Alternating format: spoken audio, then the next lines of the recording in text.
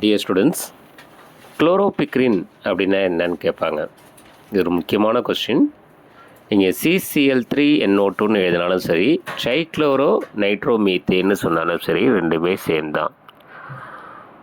நைட்ரோமீத்தேனுக்கு அதாவது CH3NO2க்கு Cl2 சேர்த்தா, அதாவது 3Cl2 in presence of sodium hydroxide என்ன ஆகும் அப்படின்னா, NO2 பக்கத்தில் ஹைட்ரஜன்ஸ் இருக்குது இல்லையா, அந்த 3 ஹைட்ரஜனுக்கு பதிலாக 3 Cl வந்துடும். அதான் ஆல்ஃபா ஹைட்ரஜன்ஸ்.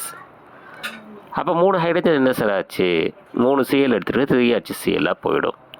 அப்போ உங்களுக்கு கிடைக்கிறது ஒரு பூச்சிக்கொல்லின்னு சொல்லக்கூடிய ட்ரைக்ளோரோ நைட்ரோமீத்தேன். இதான் வந்து குளோரோபிக்ரின். சரிங்களா, இதை பார்த்துங்க. 2 அல்லது 3 மார்க் கொஸ்டின்.